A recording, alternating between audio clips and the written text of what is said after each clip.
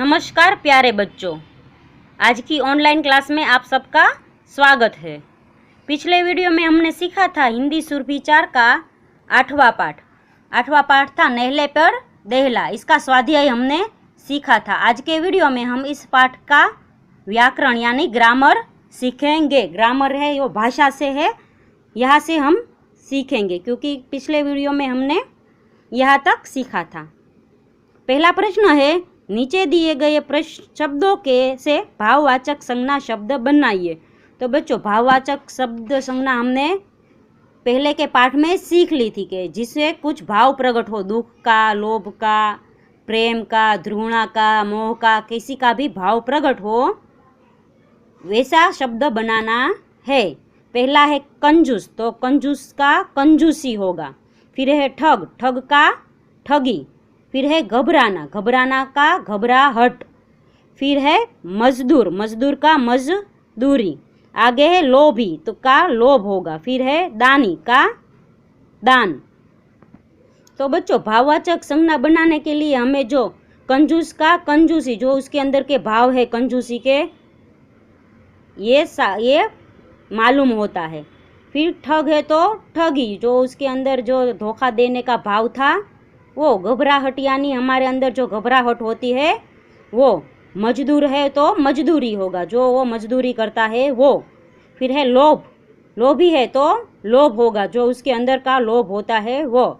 दानी है तो दान होगा, जो उसके अंदर के दान पुण्य की भावना है वो। यानी हमें जो अंदर के भाव प्रकट होते हैं ऐसे शब्द बनाने हैं या ऐसी भाववाचक संज्ञा कहते हैं।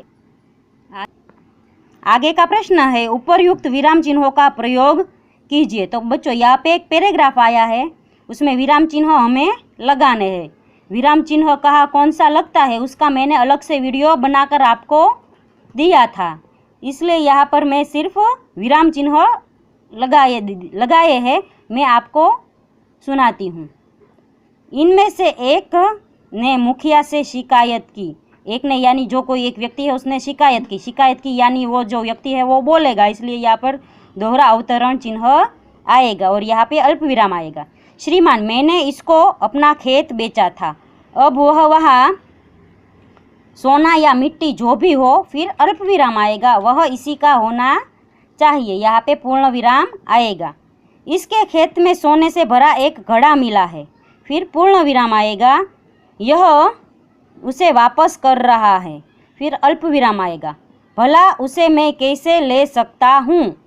यहाँ पे उद्गार चिन्ह आएगा क्योंकि वो आश्चर्य से बोल रहा है, क्योंकि उसके खेत में है सोने का घड़ा मिला है, इसलिए वो वापस लेना नहीं चाहता। फिर है वो हमने यहाँ पे अवतरण चिन्ह शुरू किया था, तो यहाँ हम पूर्ण करेंगे। आगे का प्रश्न है, नीचे दिए गए शब्दों का वर्ण विच्छेद कीजिए। तो बच्चों, वर्ण विच्छेद का भी मैंने वीडियो अलग से बनाया है, यहाँ पे मैं सिर्फ वर्ण विच्छेद करके दिखाया है। पहला है परिवार, तो उसका वर्ण विच्छेद होगा प वत्ता अ वत्ता र वत्ता ई वत्ता व वत्ता आ वत्ता र वत्ता अ। यहाँ पे है धोखा, तो धोखा का होगा ध प्लस ओ प्लस ख प्लस आ। फिर है कृपया, कृपया का होगा क प्लस रु प्लस प प्लस अ प्लस य प्लस आ। वैसे ही प्राण दिया गया है, तो प्राण का होगा प प्लस र प्लस आ प्लस ण प्लस अ। तो बच्चों, ये क्रू है वो क और रू की संधि से बना है, इसलिए यह क और रू ही आएगा। आगे का प्रश्न है, पढ़िए और समझिए। कंजूस सेठ, बहुत कंजूस सेठ। ऊपर दिए गए उदाहरण में कंजूस का विशेषण बहुत प्रविशेषण है। प्रविशेषण यानी विशेषण की विशेषता बताता है। तो बच्चों, सेठ है उसका विशेषण होगा कंजूस, कंजूस सेठ। सेठ कैसा है? कंजूस, तो कंजूस है उसकी विशेषता है। पर यहाँ लिखा है बहुत कंजूस, यानी जो कंजूस है उसकी भी विशेषता है कि वो बहुत कंजूस है, इसलिए ये बहुत है वो विशेषण का भी विशेषण होगा।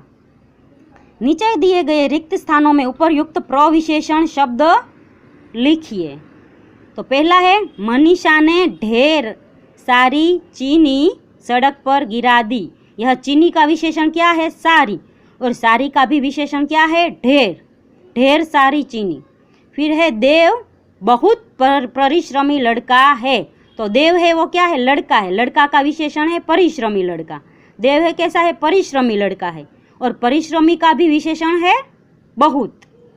मुझे बहुत अधिक रुपये चाहिए। तो बच्चों, अधिक रुपये है वो रुपये का विशेषण है अधिक, और अधिक का भी विशेषण होगा बहुत। उसी तरह पानी खाली जगह ज़्यादा ठंडा है, यानी काफ़ी। पानी है वो काफ़ी ज़्यादा ठंडा है। ठंडा का विशेषण क्या है? ज़्यादा, और ज़्यादा का काफ़ी विशेषण होगा। फिर है, ठग ने सेठ से खाली बहुत सारे रुपये ऐंठ लिए, यानी रुपये का विशेषण सारे होगा, और सारे का भी विशेषण है बहुत होगा। इस तरह हमने विशेषणों के भी विशेषण यानी प्रविशेषण सीखे हैं। आगे है, नीचे दिए गए वाक्यों में प्रयुक्त क्रिया विशेषण शब्द को रेखांकित कीजिए। तो बच्चों, क्रिया विशेषण यानी जो क्रिया कर रहा है उसमें विशेषता होनी चाहिए, यानी जो कार्य है उसकी विशेषता दिखलाने वाला शब्द उसे क्रिया विशेषण कहते हैं। जैसे कार्य किया है, वो कार्य कैसे किया है, कब किया है, क्यों किया है, उसका विशेषण जो क्रिया विशेषण होगा। पहला है, मैं कल आपके बर्तन वापस कर दूंगा। यानी कल यानी क्रिया है, जो बर्तन देने हैं कब देने हैं? कल देने हैं, यानी क्रिया कब होने वाली है? कल होने वाली है, इसलिए यह क्रिया विशेषण होगा। अगले दिन ठग ने सेठ को बर्तन लौटा दिए। तो ये क्रिया विशेषण होगा अगले दिन, क्योंकि क्रिया कब होनी है? अगले दिन होनी है। फिर है, पहली बार सेठ ने अपने बर्तनों के बच्चे चुपचाप ले लिए थे। यानी पहली बार है वो सेठ ने बर्तन चुपचाप है वो क्रिया है कि सेठ है वो क्रिया कर रहा है, कैसे? चुपचाप, बोले बिना बर्तन ले लिए, वो क्रिया हुई, इसलिए चुपचाप है वो क्रिया विशेषण होगा। आगे है, आसपास के लोग धीरे धीरे इकट्ठे होने लगे। तो क्रिया क्या हो रही है? धीरे धीरे। क्रिया है वो धीरे धीरे हो रही है, इसलिए ये विशेषण होगा धीरे धीरे। फिर है, सेठ जी अपना सा मुंह लटका कर वापस आ गए। मुंह लटकाना है वो एक क्रिया हुई। सेठ जी ने मुंह लटकाया तो उसने कुछ क्रिया की, यानी मुंह लटका कर है वो विशेषण होगा। आगे का प्रश्न है, अपठित गद्यांश। अपठित गद्यांश यानी हमने ये गद्यांश है वो पैराग्राफ है वो पढ़ा नहीं है, ये अलग से नया पैराग्राफ दिया गया है और इसके नीचे प्रश्न दिए हैं। ये गद्यांश हमें पढ़ना है और ये प्रश्न के जवाब हमें देने हैं। मित्र भाई के समान होना चाहिए, जिसे हम अपना प्रीतिपात्र बना सके। प्रीतिपात्र यानी हम जिससे अपने सुख दुख कह सके, अपने प्रेम दिखा सके, ऐसा। हमारे और हमारे मित्र के बीच सच्ची सहानुभूति होनी चाहिए। ऐसी सहानुभूति जिससे एक के हानि लाभ को दूसरा अपना हानि लाभ समझे। तो बच्चों, हमारा मित्र कैसा होना चाहिए? जिससे हमें सच्ची सहानुभूति हो, यानी जो हमारे मित्र का हानि लाभ हमारा हानि लाभ होना चाहिए। मित्रता के लिए यह आवश्यक नहीं कि दो मित्र एक ही प्रकार के कार्य करते हो या एक ही रुचि रखते हो। तो बच्चों, मित्र ऐसे नहीं होना चाहिए कि हमारे जैसा ही हमारा मित्र हो। हमारी रुचि अलग होती है, उसकी रुचि अलग होती है, वो कुछ और कार्य करता है, हम कुछ और कार्य करते हैं, पर हमारे बीच है वो सहानुभूति का संबंध होना चाहिए, तो ही एक मित्र दूसरे मित्र का सच्चा मित्र बन सकता है। प्रकृति और आचरण की समानता भी आवश्यक नहीं है। प्रकृति यानी हमारे अंदर के जो गुण होते हैं वो, और आचरण यानी जो हम अपना कार्य करते हैं वो, कि हम है वो किसी को कैसे रखते हैं, वो आचरण होता है। दो भिन्न प्रकृति के मनुष्यों में बराबर प्रीति और मित्रता रही है, यानी दो मनुष्य अलग अलग गुणों के वाले होते हैं, फिर भी उनमें बराबर प्रीति या बराबर मित्रता रहती है। तो बच्चों, इस गद्यांश में हमें यह मालूम होता है कि हमारा मित्र कैसा होना चाहिए। पहला प्रश्न है, कैसा मित्र कैसा होना चाहिए? तो बच्चों मित्र है वो अपना प्रीति पात्र होना चाहिए, जिसे हम अपना प्रीति पात्र बना सके ऐसा मित्र होना चाहिए। दूसरा प्रश्न है, दो मित्रों के बीच कैसा संबंध होना चाहिए? तो दो मित्रों के बीच सहानुभूति का संबंध होना चाहिए। आगे का प्रश्न है, विलोम शब्द लिखिए। विलोम शब्द यानी विरोधी शब्द लिखिए। पहला है मित्र, तो मित्र का विरोधी दुश्मन। फिर है हानि, हानि का विरोधी लाभ होगा। फिर है गद्यांश का उपयुक्त शीर्षक दीजिए, यानी उपयुक्त यानी इस गद्यांश को जो बराबर सही कर सके, यानी गद्यांश के अनुरूप हमें शीर्षक देना होगा। तो हम देंगे सच्चा मित्र।